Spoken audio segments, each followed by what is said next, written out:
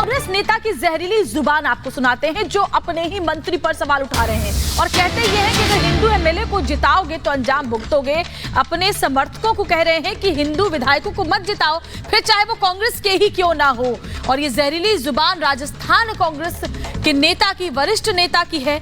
Hindu MLA जिताओगे तो यही होगा। अपने ही मंत्री के खिलाफ अपशब्द कहे हैं। सोनिया राहुल के करीबी हैं नवाब खान। कांग्रेस नेताओं की जहरीली जुबान किस कदर लोगों के दिलो दिमाग में जहर घोलने का काम कर रही है, इसकी एक और गवाही सामने आई है। राजस्थान कांग्रेस के वरिष्ठ नेता नवाब खान उर्फ दुर्रू मियां ने एक फरियादी की गुहार पर समझाने की बजाय भड़काने वाली राजनीति शुरू कर दी है और कहा, अगर हिंदू विधायक को जिताओगे तो भुगतना पड़ेगा। जब हिंदू एमएलए होते रहेंगे तो यही होगा, वही रहते रहेंगे तो यही होगा। सोनिया राहुल के करीबी इस नेता ने बातचीत में कहा कि जब मैं मंत्री था तब तुम लोग पुलिस को पीटते थे, अब भुगतो। मैं तो जब जिस जमाने में मैं मंत्री था तो तुम लोग पीटा करते थे।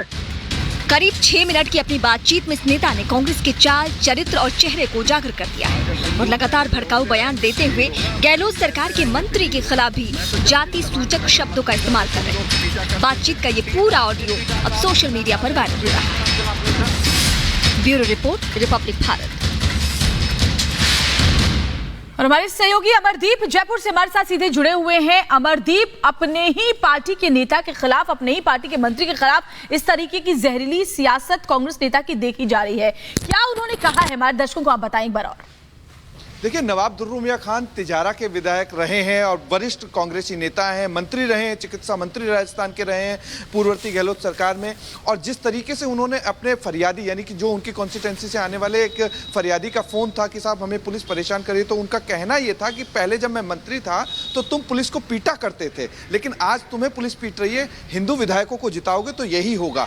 यानी कि खुद के ही एमएलए पर सवाल खड़े कर दिए, खुद की ही पार्टी पर सवाल खड़े कर दिए। और यहाँ हिंदू और मुसलमान की यानी कि कहीं ना कहीं बात करने में पूर्व विधायक और पूर्व मंत्री पीछे नहीं रहे। वहीं दूसरी तरफ अपने ही दलित मंत्री पर अपशब्द बोलना, उनके लिए जाति सूचक शब्द का इस्तेमाल करना, यह भी कहीं ना कहीं सामने इस ऑडियो में आया है। सोशल मीडिया पे ये ऑडियो वायरल है, लेकिन जिस तरीके से लगातार जो चीजें चल रही हैं उसको लेकर के अब बीजेपी के प्रदेश अध्यक्ष हैं वो भी कहीं ना कहीं सवाल खड़े कर रहे हैं।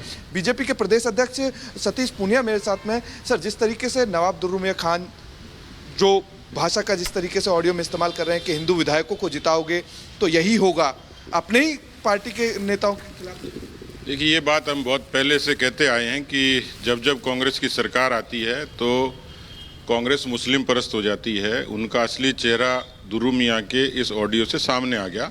वो खुद इस बात को साबित कर रहे हैं कि जब वो सत्ता में होते हैं तो थानेदारों की पिटाई होती है, अवैध डंपर चलते हैं। तो इस बात से ये पूरे तरीके से प्रूव हो गया कि कांग्रेस का असली चरित्र क्या है, उनके नेताओं की सोच क्या है। इस देश में पैदा होते हैं, इस देश की खाते हैं, इस देश की गाते हैं, लेकिन जब सत्ता होती है तो उनका चरित्र बिल्कुल विपरीत होता है। और ये कोई छुपा नहीं है, जब नवाब दुर्रू मियां खान तिजारा के विधायक थे और मंत्री थे सत्ता में, तो उस वक्त किस तरीके से क्राइम का रिकॉर्ड वहां पे टूटा था, किस तरीके से क्राइम जबरदस्त हुआ था, तो उस चीज की पुष्टि भी कहीं ना कहीं कर दी इस ऑडियो में। दूसरी चीज ये है कि दलित मंत्री टीकाराम जूली, जो कि अलवर से आते हैं, उनको जाति सूचक शब्द कहना, दलितों का अपमान करना।